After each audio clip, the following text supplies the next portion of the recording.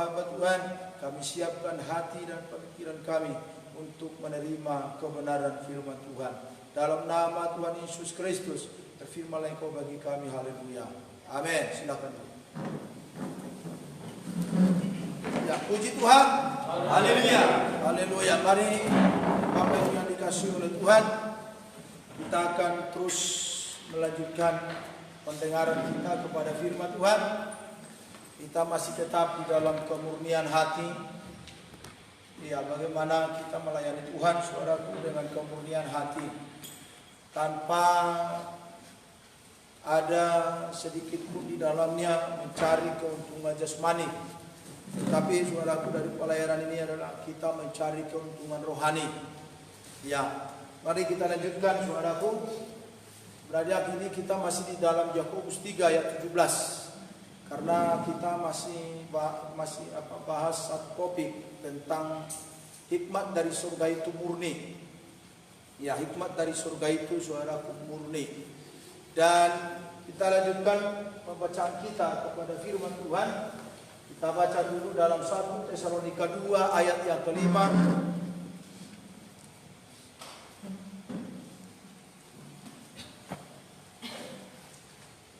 1 Tesalonika pasal yang kedua ayat pertama sampai ayat kelima. Di sana hanya ayat yang kelima saya tuliskan. Ayat pertama sampai ayat yang kelima kita baca bersama-sama. 1, 2, 3 ya. Kamu sendiri pun memang tahu, saudara-saudara, bahwa kedatangan kami di antara kamu tidaklah sia-sia. Tetapi sungguh kami sebelumnya, seperti kamu tahu, telah dianiaya dan dihina di Filipi. Namun dengan pertolongan Allah kita, kami beroleh keberanian untuk memberitahukan Injil kepada kamu dalam perjuangan yang berat. Ayat 3. Sebab nasihat kami tidak lahir dari kesesatan atau dari maksud yang tidak murni dan tidak disertai tipu daya. Sebaliknya, karena Allah telah menganggap kami layak untuk mempercayakan Injil kepada kami, karena itulah kami berbicara, bukan untuk menyukakan manusia, melainkan untuk menyukakan Allah yang menguji hati kita. Karena kami tidak pernah bermulut manis, hal itu kamu ketahui, dan tidak pernah mempunyai maksud loba yang tersembunyi. Allah adalah saksi. Bapak Ibu yang dikasihi oleh Tuhan, kita lihat di sana begitu gamblangnya Rasul Paulus, saudaraku, memberitahukan kepada jemaat di Korintus maksud dan kedatangannya kepada jemaat di Tesalonika dan Korintus, saudaraku. Kita perhatikan di sana, saudaraku, dia berterus terang menyampaikan maksudnya kepada jemaat di Tesalonika. Kita perhatikan, saudaraku, kasih oleh Tuhan. Dan saya yakin ayat ini dituliskan karena ada keraguan-raguan di hati jemaat di Tesalonika melihat kehidupan Rasul Paulus, saudaraku, dan juga teman-temannya. Karena sampai di sini, saudaraku, bahwa ada banyak jemaat mengenal Rasul Paulus ini sebagai seorang penganiaya jemaat, dan juga dia seorang Yahudi yang memang mengutamakan istiadat sukunya dan juga tradisi-tradisi di agama Yahudi. Itu masih tertanam di dalam beberapa saudaraku hati jemaat yang ada di Tesalonika. Itu latar belakangnya, saudaraku. Sampai kita perhatikan di sana tadi, ini surat pertama yang dituliskan oleh Rasul Paulus kepada jemaat di Tesalonika ini. Kita lihat di sana, kamu sendiri pun memang tahu, saudara-saudara, bahwa kedatangan kami di antara kamu tidaklah sia-sia. Ini, saudaraku, saya sampaikan tadi, disampaikan Rasul Paulus karena memang ada yang ragu tentang kehidupan Rasul Paulus. Mereka ragu dan bertanya-tanya, betul tidak ini sebagai seorang utusan Tuhan? Nah, kita bandingkan, saudaraku, dengan kehidupan kita sebagai hamba Tuhan dan pelayan Tuhan. Kadang, saudaraku, bahwa hati jemaat itu mungkin mengalami keraguan mengalami kebimbangan saudaraku dalam kehidupannya. Dan mungkin saudaraku melihat hamba-hamba Tuhannya atau pelayan-pelayan Tuhan. Tetapi memang saudaraku ada jemaat itu sepertinya sudah mati rohani gitu ya. Udahlah, yang penting ibadah. Yang penting ada gereja, ibadah setiap minggu sudah selesai seperti itu. Padahal saudaraku oleh Tuhan, dalam pelayanan ini kan harus ada peningkatan iman dan peningkatan kualitas kita di dalam melayani Tuhan. Harus saudaraku, ini sangat penting. Kualitas di dalam pelayanan sangat penting saudaraku. Kalau berbicara tentang kuantitas itu kan kedagingan, daging saudaraku. Itu tidak terlalu penting bagi kita kuantitas itu. Tapi bagi kita yang paling utama dalam melayani adalah kualitas. Dan kita perhatikan saudaraku bagaimana Paulus memberitahukan hidupnya yang sebenarnya kepada jemaat di Tesalonika. Supaya saudaraku mereka jangan meragukan lagi siapa dia sebenarnya. Dan saya juga saudaraku saya mau sampaikan kepada kita, jangan sampai ada jemaat berkata mereka ragu saudaraku melihat hamba Tuhan dan pelayan-pelayan Tuhan. Ada itu saudaraku. Ya, mereka ragu sama seperti jemaat di Tesalonika ini. Mereka ragu dan saudaraku, siapakah ini sebenarnya? Makanya saudaraku, Rasul Paulus sebenarnya sudah terlalu banyak menyampaikan tentang hidupnya, tentang penderitaannya, tentang saudaraku kesengsaraannya di dalam melayani Tuhan. Makanya saya sampaikan kepada kita, kemanapun Rasul Paulus melayani, saya lihat intinya dia selalu menyampaikan, dia selalu memberitahukan kesengsaraan, penderitaan yang dialami dalam pemberitaan Injil. Apa tujuannya saudaraku? Untuk meyakinkan, perhatikan saudaraku, untuk meyakinkan jemaat di mana dia melayani Tuhan. Saya lihat saudara. Jadi dia selalu menyampaikan penderitaan dan kesukaran demi kesukaran yang dialami dalam pemberitaan Injil. Nah saudaraku, dikasih itu karena memang saudaraku pelayanan ini kan harus penderitaan, aniaya, kesengsaraan saudara. Makanya kita perhatikan, kamu sendiri pun memang tahu saudara-saudara bahwa kedatangan kami di antara kamu tidaklah sia-sia. Baru yang kedua di sana, tetapi sungguh pun kami sebelumnya seperti kamu tahu telah dianiaya. Perhatikan saudara, dia lagi-lagi menyampaikan aniaya, hinaan yang dialami dalam pelayanannya. Tetapi sungguh pun kami sebelumnya seperti kamu tahu telah dianiaya dan dihina di Filipi. Namun dengan pertolongan Allah kita, kami beroleh keberanian untuk memberitakan Injil Allah kepada kamu dalam perjuangan yang berat. Ini saudaraku selalu disampaikan oleh Rasul Paulus dalam pelayanan. Aniaya, hinaan, penderitaan. Karena memang itulah saudaraku pelayanan. Aniaya saudaraku, penderitaan secara jasmani. Bahkan saudaraku penderitaan ditolak oleh beberapa orang atau banyak orang saudaraku. Coba dulu Bapak Ibu kasih oleh Tuhan. Kalau kita memberitakan Injil ditolak, kita akan teraniaya secara rohani. Kayaknya seperti itu saudaraku. Kita teraniaya secara rohani. Malah kita saudaraku diburu-burukan. Malah kita saudaraku dijelek-jelekan seperti itu ya. Iya. Nah saudaraku dikasih oleh Tuhan, kita perhatikan di sana, ini saya lihat. Jadi kemanapun Rasul Paulus pergi untuk memberitakan firman saudaraku, dia selalu menyampaikan hinaan yang dia terima, aniaya yang dia alami. Ini saudara, saya yakin, saya melihat tujuannya adalah untuk meyakinkan jemaat. Untuk meyakinkan saudara jemaat. Ya kan? Coba kita bandingkan dengan Yesaya itu. Orang selalu apa saudara? Apa Tuhan, Nabi-Nabi selalu menyampaikan apa? Damai sejahtera, damai sejahtera. Padahal tidak ada damai sejahtera. Ya kan? Saudaraku dikasih oleh Tuhan pada zaman Nabi-Nabi, saudaraku mereka selalu berbuat damai sejahtera, damai sejahtera. Berarti tidak ada damai sejahtera. Malah sebaliknya yang terjadi. Saudaraku dikasih oleh Tuhan, mereka membohongi jemaat supaya mereka apa? Supaya jemaat itu tenang. Padahal tidak ada damai sebenarnya. Kita perhatikan saudaraku, Rasul Paulus langsung terus terang menyampaikan memang hinaan. Coba hinaan, aniaya, teraniaya, kesengsaraan. Dia tidak memberitakan damai sejahtera, damai sejahtera. Kalau kita bandingkan itu saudara. Tapi bukan berarti saudaraku jemaat pelayanan firman Tuhan itu kan harus membawa damai sejahtera kepada jemaat Tuhan. Nah, kita lihat saudaraku, saya melihat, ya, saya dengarkan saudaraku, hamba Tuhan di kampung, mereka melayani Tuhan saudaraku, semua menderita. Dulu, orang-orang tua kita saudara, termasuk bapak tua saya, pendeta yang merintis gereja di kampung kami, saudara, teraniaya. Termasuk bapak tua saya, si tua di sana, dan si tua itu sekarang yang menjadi pendeta di sana, orang tua saya, saudara, teraniaya dalam melayani Tuhan. Baik dalam apa, saudara? Kebutuhan, ekonomi, saudara, teraniaya. Sangat berat. Terus bahkan juga saudara hinaan dari tetangga. Ya kan?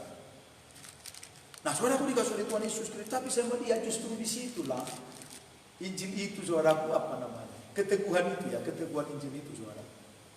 Saya melihat di situ, saudara. Ya kan?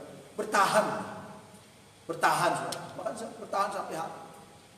Kalau saya, saudara, di Jakarta, mereka cerita, ada banyak mereka gagal, saudara, membuka pelayanan. Ya, ada beberapa orang itu, saudara.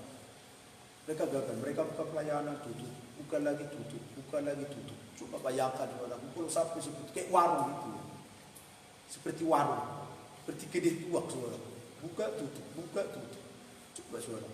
Padahal sebenarnya pelayanan kan tidak boleh seperti itu sebenarnya. Ya kan? Mereka terlalu memasakkan diri, aku menjadi gembala.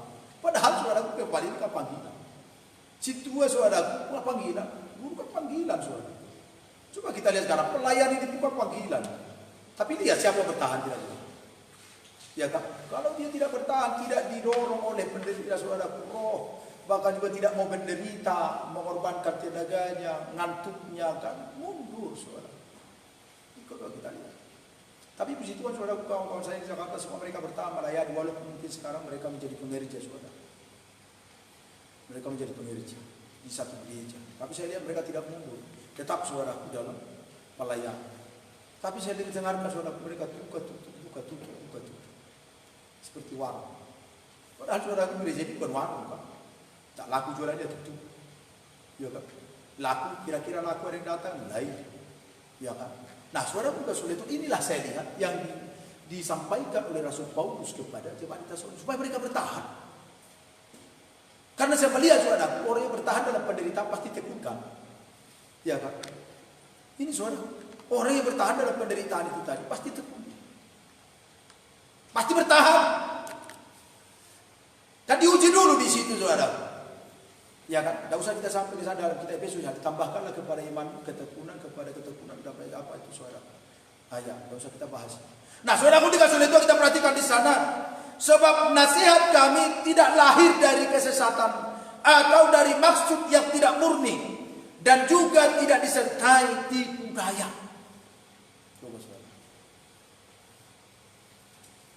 Berarti, saudaraku, pelayanan yang didasari oleh kemurnian pasti bertahan. Dan untuk memurnikan ini, saudaraku, harus disertai dengan harus diawali dari penderitaan. Rupanya, saudaraku, penderitaan itu memurnikan iman itu. Itulah maksud Rasul Paulus. Ya kan? Penderitaan itu, saudaraku, memurnikan. Walaupun mungkin sekarang, saudaraku, banyak gereja. Saudaraku, banyak ada modal buka gereja, ada. Kumpulkan uang banyak, saudaraku, sewa hotel, mulai ibadah, iya kan? Panggil paman musik handal, panggil para pelayan-pelayan itu handal, buka, saudara. 1 tahun hotel itu penuh. Ada seperti itu. Nah, saudaraku, dikasih oleh Tuhan, kami bisa sampaikan kepada kita. Coba gereja kita Pentakosta Indonesia ini, saudaraku, bertahan sampai hari ini. Karena penderitaan pendahulu kita, bapak-bapak rohani kita, saudara. Sampai dulu pendeta Sinaga yang datang ke Pekanbaru, dia cerita, saudara. Dia jalan, coba kita bayangkan dari Toba, dia berjalan dari Toba, saudara, ke Kisaran. Tak tahu berapa jauh. Mereka bawa beras, ya kan, celana satu, itu celana pendek. Saya masih dengarkan, saudara, katanya kalau mereka khotbah ganti-gantian celana itu, karena tidak ada celana. Pakai lopek, saudara, sarung, saudara. Ya, nah, saudara, juga sulit Tuhan Yesus penderitaan. Tapi mereka bercerita menyaksikan, saudaraku, di mana ada rumah, ada penduduknya, langsung mereka masuk di situ. Mereka menerima Yesus langsung mendirikan gereja di sana. Berasnya katanya saudaraku untuk masak beras. Kalau tidak ada api, baru beras ini saudaraku direndam di air, baru ditanam saudaraku dalam tanah, nanti itu bengkak. Setelah bengkak baru dimakan. Ikan tinggal ambil ikan-ikan itu atau apa itu saudara, rawa-rawa. Penderitaan saudara. Tapi kita lihat hasilnya sekarang. Diawali saudaraku dari penderitaan, ada kemurnian. Walaupun mungkin sekarang saudara banyak yang lari dari panggilan yang sebenarnya, ya kan? Sudah banyak. Saya melihat saudara gereja Pentakosta ini sebenarnya pengajaran tabernakel. Awalnya, ya kan? Pengajaran tabernakel gereja kita ini sebenarnya pengajaran tabernakel. Lagu-lagunya pun lagu mempelai semua. Ya kan? Berarti tidak kebetulan kita melanjutkan pengajaran mempelai sekarang, saudara. Nah, oleh karena itu kita perhatikan di sana. Apa tadi Rasul Paulus, sebab nasihat kami tidak berlahir dari kesesatan. Ayat 4. Sebaliknya, karena Allah telah menganggap kami layak untuk mempercayakan Injil kepada kami, karena itulah kami berbicara. Lihat saudara. Layak ya, coba saudara. Karena memang kita dilayakkan untuk melayani, makanya kita saudara layak untuk membicarakan firman, menyampaikan firman, melayani Tuhan. Ayat kelima dikatakan di sana, bukan untuk coba ayat 4, bukan untuk menyukakan manusia, melainkan untuk menyukakan Allah yang menguji hati kita. Coba saudara, pelayanan kita kan, pelayanan yang mau kita kerjakan menyenangkan hati manusia atau menyenangkan hati Allah? Coba sekarang saudaraku, sama seperti yang minggu lalu saya sampaikan, firman itu mulai dipoles, dikurangi kuasanya, ya kan, mengurangi saudaraku. Kuasanya apa? Bukan mengurangi kuasanya, karena firman itu berkuasa terus dia. Artinya saudaraku mulai Tuhan ini manis-manis kata-katanya, diolahlah kata-kata yang manis supaya bisa saudaraku mengenakan telinga jemaat Tuhan. Padahal saudaraku kalau sudah Tuhan firman itu harus menusuk hati ya. Ya kan sama seperti ini ya. Kemarin apa? Coba saudara. Apa yang diperoleh Rasul Paulus? Coba. Ini kan ayat 2 Korintus 7 ayat 8 yang lalu saya sampaikan juga. Rasul Paulus sadar bahwa pemberitaan firman Tuhan menjadikan hati jemaat. Sama Tuhan ketika dosa jemaat dicabut, tetapi Paulus tidak menyesalinya. Minggu yang lalu saya sampaikan kepada kita, jangan sampai kita menyesali firman yang kita sampaikan. Apa pasaha baik, gak tersinggung ibadah. Coba saudara. Aturan saya jangan sampaikan itu supaya jangan tersinggung. Tetapi ada banyak seperti itu loh. Ada banyak bantuan seperti itu, pelayan seperti itu. Coba perhatikan saudaraku. Tapi bila lihat, Rasul Paulus sadar karena pemberitaan firman Tuhan menjadikan hati jemaat. Kalau mereka tidak terima, mereka sedih. Sama seperti saya katakan, saya pernah khotbah di satu kumpulan. Saya khotbah saudaraku, ada 2 orang ibu sedang nangis. Saya kira dia nangis karena firman. Rupanya saudaraku dia tersinggung. Tak terima firman, dia tersinggung. Saya pun senang kali dia menangis mendengarkan firman yang saya sampaikan. Setelah saya tanya, wah menangis tadi nanya. Terima firman ya? Enggak, paling pagi makan. Coba saudara. Karena mereka tidak mau terima, malah mereka sedih pada aku mendengarkan pengajaran firman Tuhan. Tetapi firman Tuhan berkata di Rasul Paulus tidak menyesalikan. Nah ada banyak sesuatu ini akan antisipasi kepada kita supaya jangan kita menyesali apa yang sudah kita sampaikan. Kalau Abah Tuhan berkhotbah, jangan sesali. Apa tuh pas mereka tersinggung? Bukan, sampaikan terus. Kamu gitu. Paulus percaya terus ketika jemaat berbuka karena firman Tuhan, itu yang membuat jemaat bertobat. Coba saudara. Rupanya saudaraku, firman itu ketika menusuk hatinya pada saat itu memang dia sakit hati. Dan pada akhirnya firman itu lambat laun saudaraku memproses hatinya dan sampai dia menerima firman dalam itu. Itu dia saudaraku masuk Rasul Paulus. Ini pelayanannya saudara. Di 2 Korintus 7 ayat 8 sampai 2 Korintus 7 ayat 9. Baru saudara Paulus memastikan jemaat yang berduka cita karena mendengarkan firman Tuhan adalah duka cita dari Allah. Rupanya saudara oleh Tuhan. Kalau kita sampaikan firman Tuhan, jemaat sedih berarti kan berduka mereka. Tapi berduka bukan karena dunia, tapi karena firman. Bayangkan saudara. Rupanya ada duka dari surga saudara. Kalau jemaat mendengarkan firman tidak menerima, mereka berduka saudara. Itu duka dari Allah. Makanya saudara Paulus mengatakan itu lambat laun nanti hatinya akan diproses. Karena apa saudaraku, hari minggu yang lalu saya sampaikan kepada kita, duka dari dunia itu adalah kematian. Coba saudara. Tapi duka dari surga itu menghidupkan. Masih tahu kita ya. Ayat berapa kemarin saudara? Saya sampaikan kepada kita ayat ini. Duka dari surga itu di sini ya, 2 Korintus 7 ini ya. Duka dari surga itu menghidupkan saudara. Tapi duka dari dunia itu mematikan. Kematian saudara. Itulah tadi kata Rasul Paulus. Berapa saudara Tuhan? Karena jemaat itu tidak menerima firman itu, mereka sedih, marah saudaraku, mereka menolak. Tapi Rasul Paulus percaya firman itu pasti akan memproses hatinya sampai dia bertobat.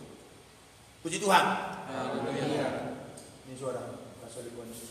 Ban, udah dong. Songon nalimas. Ibu dia pula makatanya ya. Ini saudara, nah pasir suruh. Nah, itu siapa?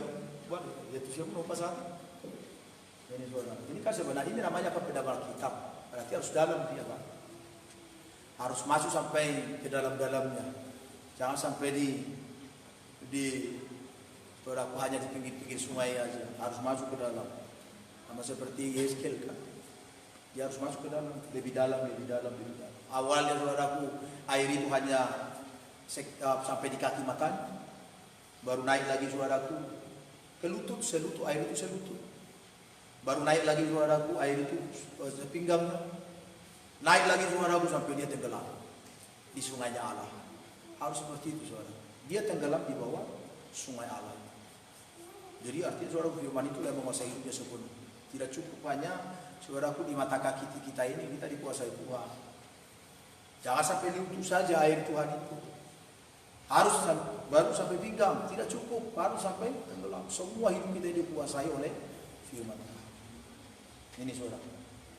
Puji Tuhan. Haleluya. Puji Tuhan. Haleluya. Harus puji namanya Tuhan bisa puji. Ya, lalu jawab. Baru lu marah, lu cari juga lu reket. Si guru lu reket dong. Lu enggak dong. Ada orang sebata. Nah, saudara saudara Tuhan kita lihat ya. Ini duka cita menurut kehendak Allah. Sebab duka cita menurut kehendak Allah menghasilkan pertobatan. Coba saudara. Iya kan? Betul ya? Iya kan? Walaupun saudaraku jemaat itu berduka, tidak terima, bahkan mereka sedih ketika firman menegur mereka begitu. Duka cita menurut kehendak Allah menghasilkan pertobatan yang membawa keselamatan dan yang tidak akan disesalkan. Tetapi duka cita yang dari dunia ini menghasilkan kematian. Coba. Lihat situ contoh si Judas. Minggu lalu saya sampaikan kepada kita Judas. Judas menyesali hidupnya. Kenapa saudaraku duka citanya duka cita dunia, bukan duka cita dari Tuhan. Judas saudara, dia menyesali hidupnya. Dia tidak mau bertobat. Coba saat Rasul Paulus tadi berkata, duka cita ketika jemaat ditegur. Maka saudaraku awalnya dia tidak terima, tapi dia akhir-akhirnya bertobat. Saudaraku itulah dia. Tapi si Judas dia tidak bertobat. Dia tidak bertobat, saudara. Akhirnya saudaraku dia pergi bunuh diri. Ini duka cita dari dunia, kematian. Tapi duka cita dari surga apa saudaraku? Sebab duka cita menurut kehendak Allah menghasilkan pertobatan. Dan inilah prinsip yang dipegang oleh Rasul Paulus. Coba saudara. Inilah prinsip yang dipegang oleh Rasul Paulus. Dia tidak takut saudara. Dan dia tidak menyesalinya. Bahwa firman Tuhan harus disampaikan kepada jemaat Tuhan. Diterima atau tidak diterima, sampaikan terus. Ya kan? Maka dia bilang tadi saudaraku jemaat itu ada karena berduka dia mendengarkan firman itu. Ketika dia usaha ditegur dia berduka. Dia sedih, bahkan dia nangis saudara. Rupanya saudaraku prinsip Rasul Paulus, biarkan saja. Nanti firman itu akan berproses. Mungkin dia saudaraku, saya yakin dia meyakini dalam firman Tuhan itu bahwa firman Tuhan tidak pernah gagal. Dan dia sampaikan itu saudara. Firman Tuhan tidak akan mungkin gagal. Firman itu akan berhasil. Dia saudara. Nah saudara dikasih oleh Tuhan itu ya. Itu duka cita menurut kehendak Allah. Nah saudaraku kita perhatikan lagi. Ya kita lanjutkan tadi saudaraku. Dan ini sudah Ya. Karena kami tidak pernah bermulut manis. Ini yang perlu kita pegang. Karena ada banyak orang saudaraku kalau berbicara dia manis. Malah bisa dia gabungkan. Kalau dia cerita saudaraku, iya, Sumatera dan Jawa bisa bersatu. Bahkan ada yang membual. Tahu saudaraku manis sama dengan membual juga. Nyata di Renjaya nggak foto isi. Oh iya dah, asal niam. Kita omongin saudaraku Sulawesi, Manado, wah memang asal niam. Luar biasa di Manado. Tapi suhianya, coba saudaraku, membual. Ya kan? Dia tahu semuanya saudara. Padahal saudara Ustaz sampaikan kepada kita itu korban. Itu paling gampang korban setan. Siapa yang suka berburu manis, membual saudaraku itu gampang betul itu digoda setan. Maaf saudaraku, kami kemarin dengan guru kita udah Kalimantan. Tapi saudara supaya ini perbandingan saja. Saya tidak memberitahukan ini sebenarnya saudara. Tapi ini supaya kita jaga diri kita dari perkara itu. Iya Pak. Nah saudara pun juga sudah itu adalah kawan kami sudah jatuh ke dalam dosa. Kawan kami pendeta saudara jatuh ke dalam dosa berjinaah. Akibat apa saudara? Rupanya dia sangat pintar ngomong. Dia pintar ngomong.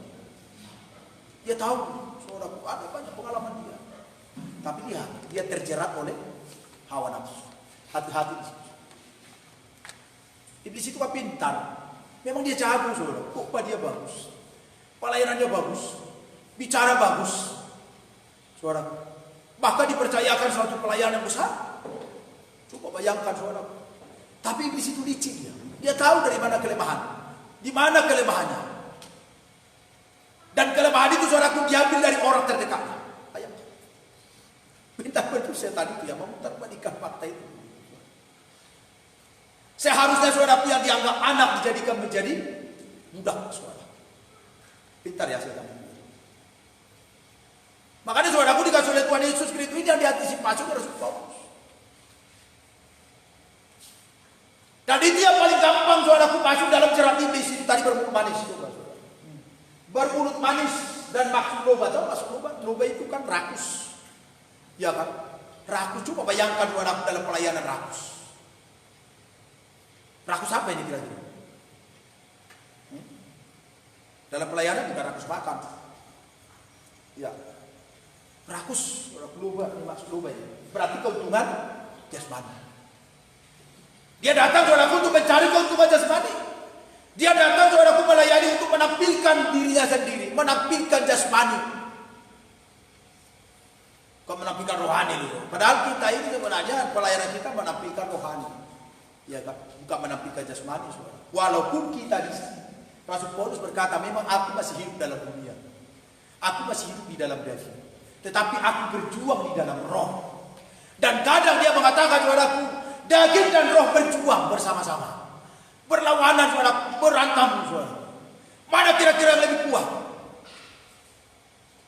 Itu diakui Rasul Paulus.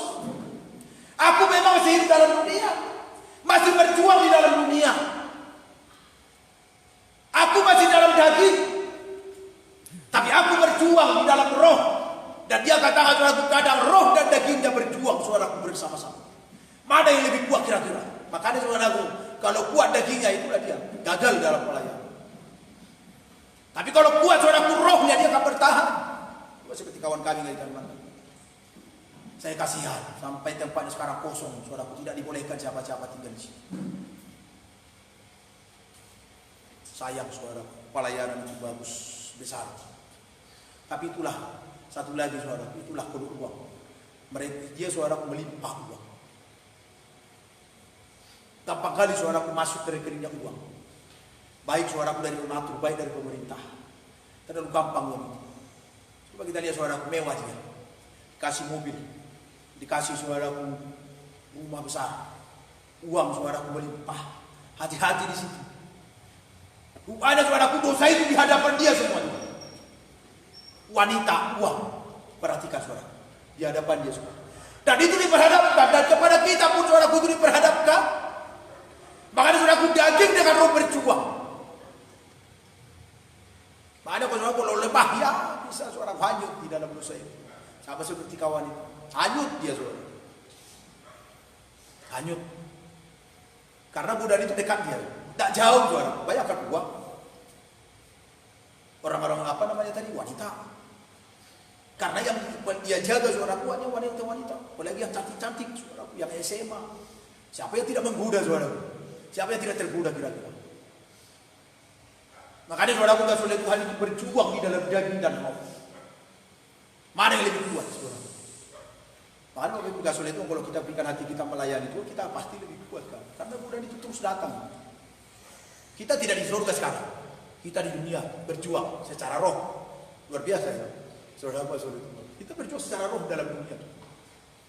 Makanya saudara Rasulullah berkata, aku berjuang bukan secara daging, tapi secara roh. Itulah pelayanan saudara. Makanya dia murni saudara melayani. Itulah penderitaan aniaya yang dihadapi secara roh. Kalau aniaya saudaraku dari ejek-ejekan orang lain, baru dikucilkan, disiksa saudaraku, dianiaya, dipukul, dipenjara. Daging kan, yang dipenjara kan dagingnya. Coba saudara. Ya, tapi rohnya kuat, dia terus berjuang saudaraku. Makanya saudaraku sekali saya sampaikan kepada kita sampai dia katakan dalam Filipi 4 itu, saudaraku bersukacitalah di dalam Tuhan. Sekali lagi katakan bersukacitalah. Padahal dia dalam penjara. Siapa kira-kira yang mampu bersukacita di penjara? Karena rohnya lebih kuat. Makanya dia mampu menuliskan. Bersukacita dalam Tuhan saudara. Ya, tidak masuk lubang dan Allah adalah saksi. Saudara bukan saudara itu coba kita lihat bibir manisnya apa kira-kira ini. Ini bibir manis. Ya kan? Biasanya kalau bibir manis tidak pernah disampaikan kepada laki-laki atau kepada perempuan. Tapi apa arti bibir manis menurut firman Tuhan?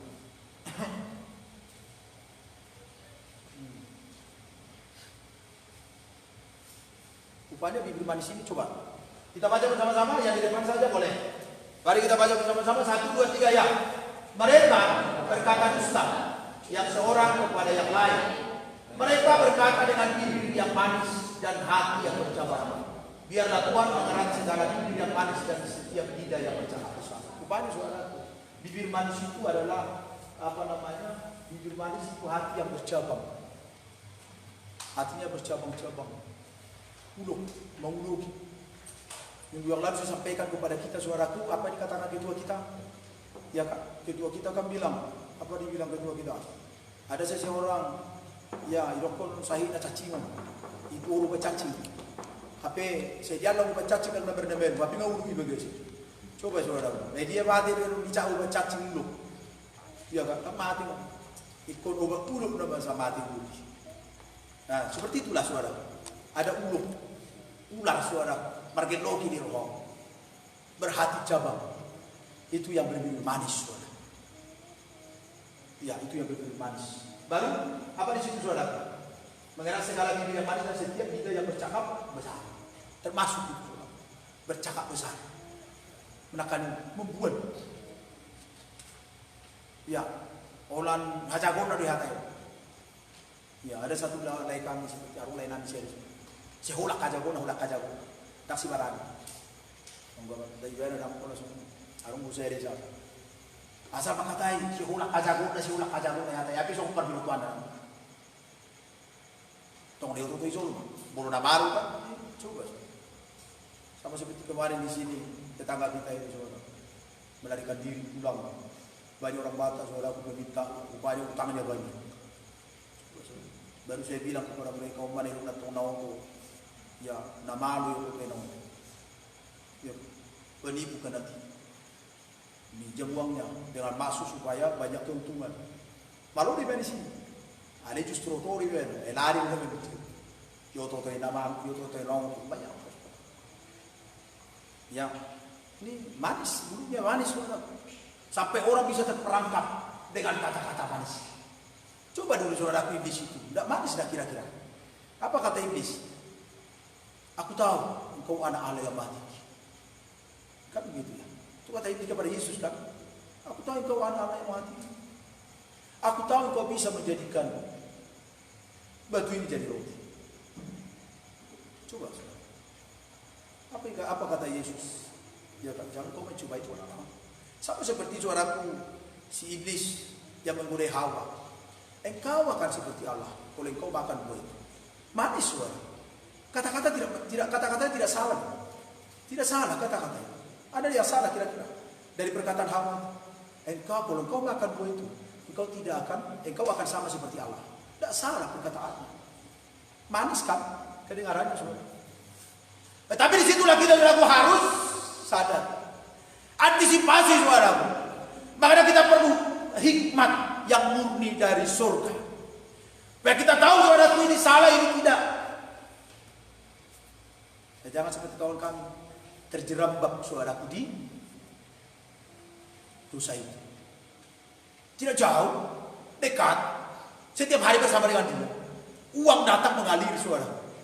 Hanya dengan saudaraku bermodalkan dengan kata-kata uang mengalir. Setiap kali ada saudaraku berdua di posting dia, sampai 1 tahun ini hilang saudaraku postingan entah kemana. Rupanya ada kasusnya. Saudaraku dikasih oleh Tuhan, iblis itu sangat licik. Puji Tuhan. Haleluya. Ya. Kita lanjut ke Ben. Jam siang masih kurang 9 ya, masih kurang jam 9. Ini saudaraku. Ini dia kacamata. Kalau Amsal 26 itu, songo purun dari lapis do tatak ni perak, songo ni do bibir biaka nama si gorgor, mengubah. Tapi jak dua gohan, sudah sekarang menyiarati Tuhan diumbai badan untuk Yesus. Ini yang bermanis suara. Kira kan, kalau paju pasti sudah Yesus teriumban. Dia mana umbai imai badan dia. Takut mah, coba. Songon hudon na dilapis, roh tatak di perak. Tahu tatak di perak? Sebenarnya tatak di perak pun tatak. Karena berguna. Bolo akan ada berolahraga bertatak. Arung na birong-birong ikut dimti.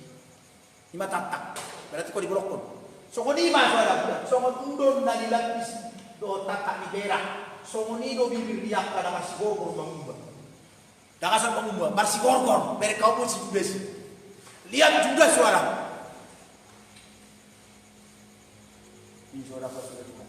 HP jatuh angkorohan. Perhatikan. Di luar suaraku dia manis, tapi di dalam jahat. Jahat itu sebenarnya. Ini orang yang berbibir manis saudara. Tapi saya yakin saudara kita tidak ada seperti itu. Jangan kita belajar di situ saudara. Kadang saudara ada juga kita di sini. Kalau di depan kita saudara pun, ya mang. Ada orang putih. Coba bayangkan. Ya mang. Ada orang di putih. Akan luar biasa. Tidak tahan suara dari sini. Tidak tahan. Itulah yang benar manis itu suara. Kita belajar suara Rasulullah. Supaya kita yang belajar suara pelayan Tuhan dengan kemurnian hati. Mulu Yesus di roha. Suaraku, hamba Tuhan itu Yesus di roha. Pasti suara kelihatan dari muka itu. Kalau hati kita murni melayani Tuhan, kelihatan. Pasti setia suara. Apapun keadaan, pasti datang.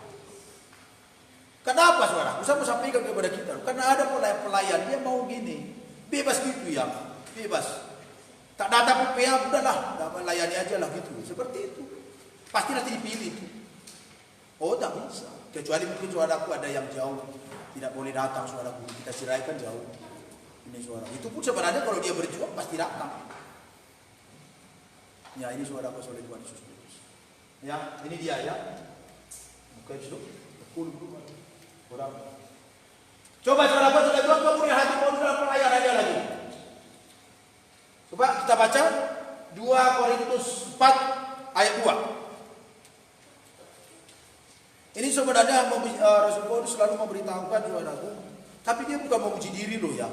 Memang ini kenyataan yang dia alami saudaraku dalam hidupnya. Dan memang inilah hatinya. Dan saya mau sampaikan kepada kita saudaraku, Rasul Paulus menyampaikan melayani dengan hati. Halo. Haleluya. Haleluya. Perhatikan saudaraku, Rasul Paulus melayani dengan hati. Dan dia sampaikan semua saudaraku dari hatinya yang paling dalam ini. Dia tidak ada opoles, dia tidak ada cipta-ciptakan kata-kata yang bisa mengenakan hati jemaat, tidak. Dia memang murni saudaraku melayani Tuhan. Coba ayat yang pertama sampai ayat yang kedua. 2 Korintus 4. Ayat pertama sampai kedua. 1, 2, 3 ya.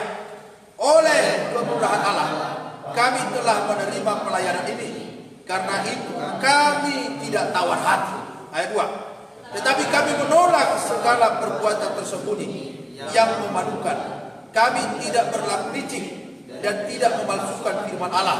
Sebaliknya kami menyatakan kebenaran, dan dengan demikian kami menyerahkan diri kami untuk dipertimbangkan oleh semua orang di hadapan Allah. Jelas ya? Perbuatan tersebut ya, kami menolak segala perbuatan tersembunyi dan yang memalukan. Yang tidak, dan kami tidak berlaku licik. Coba saudara, coba lihat sekarang. Baru saudara berkata Tuhan dan tidak memalsukan firman Allah. Ada memalsukan firman dan tidak kebetulan. Artinya saudara tidak ini Rasul Paulus menuliskan ini karena memang dia sudah melihat ini. Ada yang memalsukan firman. Dua minggu lalu kalau saya tidak salah saya sampaikan kepada kita apa saudara? Rasul Paulus saudaraku melayani Tuhan. Ya kan ada kesempatan dia waktu itu ya untuk kaya gitu ya. Ada yang dia punya kesempatan untuk kaya pada zaman itu, tapi dia tidak pergunakan haknya untuk kaya. Tapi lihat saudaraku pelayanan Simon, pelayanan Petrus di kisah para rasul berapa itu saudara? Pada saat itu ada Simon, seorang saudaraku dukun dia dukun saudara. Dan Efesus saudaraku dilawan oleh Tuhan. Rupanya saudaraku Simon itu punya sihir, punya kekuatan perdukunan saudaraku yang begitu tinggi dan dia sangat dihargai di daerah itu. Dan masuklah Injil saudaraku. Akhirnya Simon mulai tidak laku lagi. Dan rupanya saudaraku saya tuliskan di buku itu saudaraku, di dalam buku saya, rupanya Simon itu ikut ditumpangi tangan oleh Petrus. Ditumpangi dia saudaraku, ditumpangi tangan dia. Yang lain sudah berbahasa roh, tapi dia sibuk membeli kuasa. Coba saudaraku, kan ini terjadi saudaraku. Dia kan? Yang lain saudaraku sudah ketika Petrus merupakan tangan bagi mereka penuh roh. Perhatikan saudara. Tetapi Simon dia sibuk saudaraku ingin membeli kuasa itu. Ingin membeli kuasa yang dimiliki oleh rasul-rasul supaya dia bisa merupakan tangan bagi orang lain. Orang lain juga dipenuhi roh. Coba perhatikan saudara. Ini kan banyak sekarang dia zaman. Banyak sekarang. Saya pelajari itu saudara. Banyak. Ada apa dengan Simon ini? Ya kan dukun, saudara. Beramal. Sangat dihargai, saudara. Ketika izin masuk ke sana, dia sebenarnya dalam hati dia tidak boleh. Makanya Petrus berkata, binasa lah kau dengan uang. Kau pikir kau bisa beli kuasa dengan uang. Coba, saudara. Dengan tegas ya Petrus berkata itu. Saudara. Orang sudah berbahasa roh. Dia malah sibuk ingin membeli kuasa itu, saudara. Iya kan? Berarti ketika dia ditumpangi tangan oleh rasul-rasul, berarti dia tidak dipenuhi karena hatinya tidak murni. Baru dia lihat di sampingnya, berbahasa roh, menubahkan bersahid, idono gimana masih Petrus. Dia mau merubah kuasa ini. Coba. Apakah bisa kuasa bisa dibeli saudara? Tapi itu terjadi zaman sekarang. Terjadi. Saya pernah dengarkan ada katanya seorang KKR, saya tidak tahu kebenaran apa tidak. Ada KKR, rupanya seorang sudah diatur. Ini sudah diatur. Siapa nanti yang maju ke depan? Baru tinggal gini aja saudara. Masa gini aja bisa jauh juga? Ada aku saja beda. Usaha lain. Coba. Bisa saudara. Ini nanti. Langsung saya rada sini. Tapi mungkin baru malah jekol lebih baru. Saya saudaraku, saya pun saudaraku selalu apa? Ya antara yakin apa tidak. Hanya ini.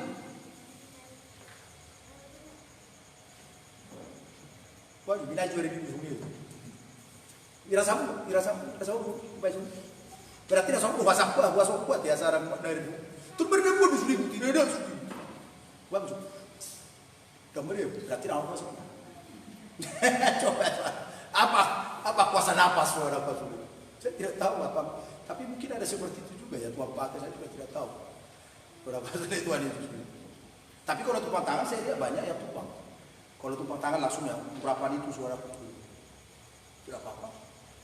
Sudah sering kita lihat seperti itu suara. Nah, oleh karena itu kita perhatikan di sana, tidak saudaraku dengan masuk apa namanya tadi di sana, tidak memasukkan firman Allah. Sebaliknya kami menyatakan kebenaran dan dengan demikian kami menyerahkan diri kami dan dipertimbangkan semua orang di hadapan Allah. Ya kan? Berarti dia sendiri saudaraku rendah, dia memiliki rendah hati. Kamu mempertimbangkan kami. Tohoro kami yang betul menyerah. Kan begitu kan? Dia sampaikan itu kepada jemaat Korintus. Tohoro kami yang melayani Tuhan, kamu mana mana. Tapi di hadapan Allah. Jangan pula diputarbalikan. Kenapa saudara? Memang dia melayani dengan apa? Dengan murni gitu ya. Dengan hati saudara. Saya mau sampaikan kepada kita. Kita harus melayani dengan hati. Makanya terkenal itu pengajaran Abba Lovit.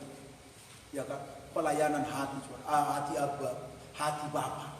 Pada hamba Tuhan itu saudara harus memiliki hati Bapa. Kebapaan. Kenapa itu disebutkan saudara? Sejahat apapun Bapa di dunia ini. Bapaknya perampok, bapaknya pencopet, bapaknya pembunuh.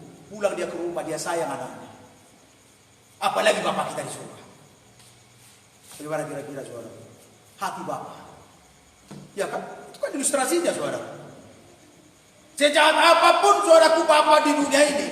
Perampok, pembunuh, pencuri. Dia pulang ke rumah saudaraku. Dia pasti gendong anaknya yang baru lahir. Dia sayang-sayang itu saudara. Apalagi Bapak kita yang di surga. Hati Bapak. Itu harus dimiliki oleh hamba Tuhan. Puji Tuhan. Haleluya. Makanya terkenal itu pengajaran hati Bapak itu. Ya. Abba Bapa. Sedikit lagi saudara. Kemudian pelayanan juga. Kita lihat ada beberapa hal lagi saudara. Ini mungkin terakhir sampaikan kepada kita. Ada dikatakan di sana di dalam 1 Korintus 5 ayat 18, jangan berangus dulu lembu yang sedang melihat. Saya cari artinya saudaraku. Saya minta kepada Tuhan, mana apa artinya? Berikanlah saya. Saudara, saya cari dalam dua saya saudara. Upaya ini. Jangan menambahi apa yang sudah ditetapkan oleh Allah. Baru kalau kita lihat saudaraku, lihat nanti. Saya yang nanti lihat di kampung. Coba saudaraku, kerbau yang sedang mengiring sawah. Baru nanti peganglah bukunya itu saudara. Kalau tidak meronta dia saudara. Malah dia didorong kita saudara. Dan itu kan berangus kan, dipegang mulut saudaraku. Mulut apa itu? Mulut apa itu? Kerbau. Coba dulu nanti. Ketika dia saudaraku lagi mengiring, baru langsung dipegang ini. Ngamuk dia. Dan ini. Saya lihat saudaraku, jangan berangus mulut lembu yang sedang mengiring. Apa sih Tuhan artinya? Baru saudaraku, jangan menambahi apa yang sudah ditetapkan oleh Allah. Coba saudaraku Ulangan 25 itu ayat 1 sampai 4 itu. Sebenarnya itu dikutip oleh Rasul Paulus saudaraku. Ini pesan Rasul Paulus kepada Timotius ini sebenarnya. Tapi Rasul Paulus mengutip dari kitab Ulangan 25 itu saudaraku. Rasul Tuhan Yesus. Coba kita baca ayat 1 sampai 4. Ulangan 25 1 sampai 4. Kita baca bersama-sama.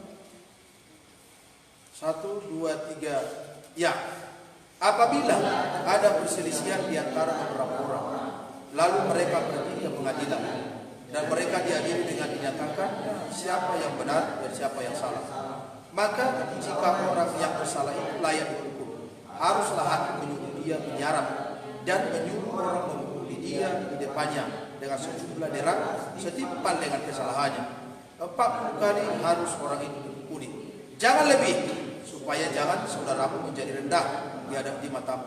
Apabila ia dipukuli lebih banyak lagi. 4. Janganlah engkau memerangus mulut lembu yang sedang mengiring. Coba. Jangan menambahi memutarbalikkan fakta ya. Itu ya saudara. Jangan memutarbalikkan fakta. Jangan menambah-nambah. Kalau sudah hukumannya, apa tadi katakan sana? 40 kali harus orang itu dipukul. Jangan lebih. Supaya jangan saudaramu menjadi rendah di matamu apabila ia dipukul dengan banyak lagi. Artinya saudara, biarlah dihukum. Biarlah seseorang dihukum setimpal dengan kesalahannya. Jangan ditambahi. Jangan pula di sana ada saksi palsu. Ini saudara. Makanya saudaraku dikatakan janganlah engkau memberangus mulut lembu yang sedang mengirik. Jangan menambahi apa yang sudah ditetapkan. Itu hukum Allah saudaraku ini. Ini saudaraku. Maka jika orang yang bersalah itu layak dipukul, haruslah hakim menyuruh dia menyiarap dan menyuruh orang memukul dia di depannya dengan sejumlah dera setimpal dengan kesalahannya. Jangan ditambahin, contohnya 40 kali pukulan, ditambahin dari 41 itu biasa itu saudara. Bisa saja itu membuat seseorang itu rendah diri, dia malu. Tapi kalau sudah ditetapkan hukumnya 40, dipukul 40 kan dia kan udah terima itu kan.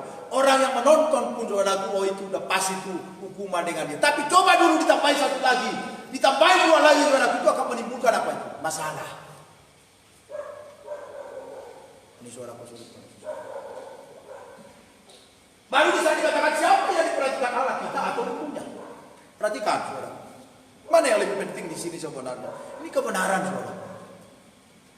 Apakah Tuhan memperhatikan lembunya atau saudaraku memperhatikan kita sebenarnya? Mana yang lebih diperhatikan Tuhan? Ini saudaraku. Coba 1 Korintus 9 itu ayat 9. 1 Korintus 9 ayat 9. Sedikit lagi saudara. Kita perhatikan ini supaya ini jangan tanggung.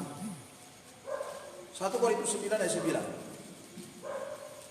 Sudah, mari kita baca bersama-sama. 1 Korintus 9 ayat 9. 1, 2, 3 ya. Sebab dalam buku Musa ada tertulis, janganlah engkau memberangus mulut lembu yang sedang mengiring. Lembukah yang Allah perhatikan? Ayat 10. Atau kitakah yang dimaksudkan? Ya, untuk kita lah hal itu ditulis, yaitu pembajak harus membajak dalam pengharapan dan pengiring harus mengiring dalam pengharapan untuk memperoleh bagian. Coba saudara. Siapa yang diperhatikan Allah? Ini kan jelas kan saudara? Kita hamba Tuhan yang diperhatikan. Artinya saudara, kita lah yang memperbaiki diri kita saudara. Artinya kalaupun kita contoh, kita ini gambaran, kalaupun kita saudaraku mengiring, kira-kira yang menggerakkan irikan ini dengan lembunya siapa saudara? Ke manusia.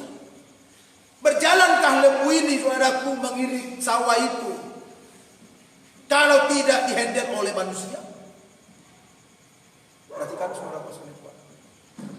Berjalankah pelayanan ini saudaraku kalau seandainya tidak ada hamba Tuhan? Coba dulu saudara, kalau tidak ada hamba Tuhan. Sama seperti Yesus katakan saudara, bagaimana orang buta menuntun orang buta? Coba kita buta saudara, buta rohani semua hamba-hamba. Ya pastilah kita membawa semua ke lubang, rapak masuk ke lubang. Hamba Tuhan buta, jemaah buta, masuk merapak. Makanya saudara sulit Tuhan, siapa yang diperhatikan Tuhan? Pelayan. Kita dulu saudara. Puji Tuhan. Kita dulu loh saudara. Kita hamba Tuhan ini dulu yang perlu memperbaiki diri. Kita yang diperhatikan. Kalau kita sudah baik, hamba Tuhan saudaraku sudah baik, hamba Tuhan sudah siap pakai, hamba Tuhan sudah ada urapan, baru saudaraku tampil melayani. Tapi dia sekarang saudaraku, walaupun tak ada urapan melayani juga. Ini saudara. Bisa juga. Tapi saya tidak saudaraku mengatakan itu. Saya tidak tahu masuk Tuhan ya di sana ya. Saudaraku sudah Tuhan. Ada pendeta dia masih merokok pendetanya, masih sirajahata, bersinabu. Tapi hari ini khotbah juga, saya tidak tahu masuk Allah, saudara. Saya tidak berhak untuk menghukum dia. Tapi biarkanlah Tuhan saudaraku. Kalau sudah Tuhan yang menghukum dia. Nah saudara, ketika sudah Tuhan Yesus Kristus, siapa yang perhatikan kita hamba Tuhan? Kita ini dulu. Baru nanti lembu yang mengiring kita. Karena lembu tidak akan mengiring kalau tidak ada manusia yang menghandle dia saudara, mengekang dia. Seperti itu saudara. Janganlah gampang menerima Tuhan, haruslah didukung oleh 2 atau 3 saksi. Ini saudara Tuhan. Mungkin ini minggu depan saya sampaikan kepada kita. Karena kadang-kala saudara ini berhadapan kepada kita kepada pelayanan.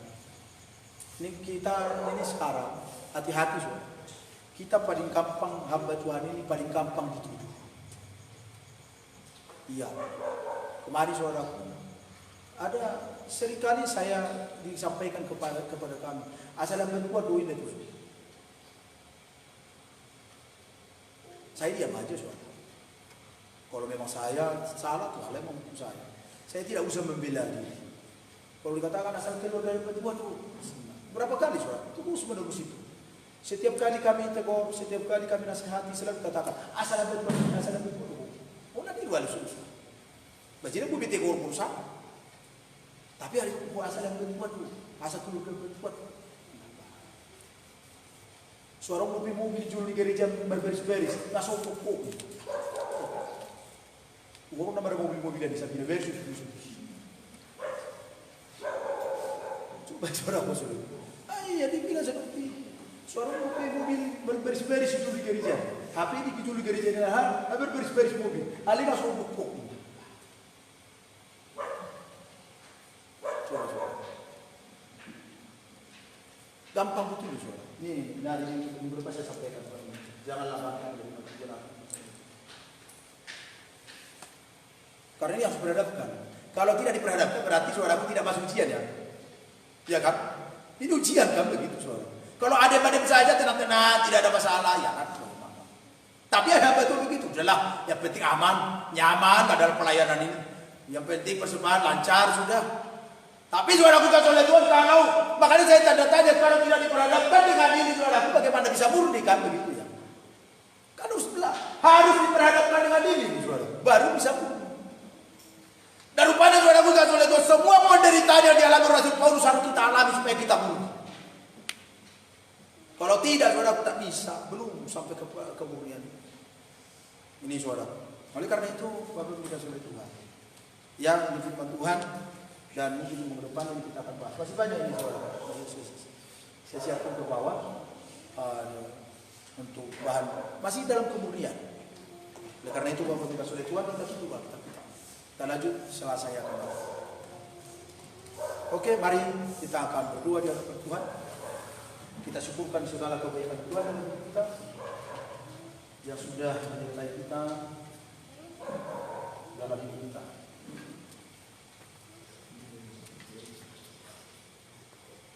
Mari kita bantu berdiri.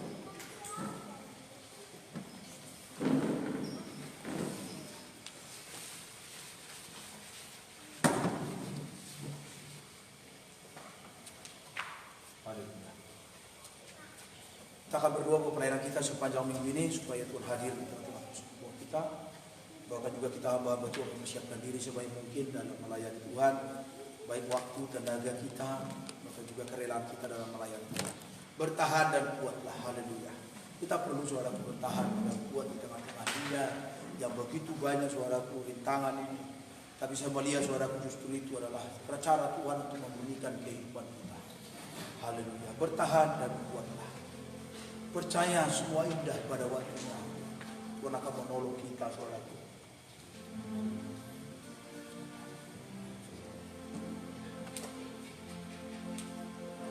Haleluya. Glory bagi Tuhan.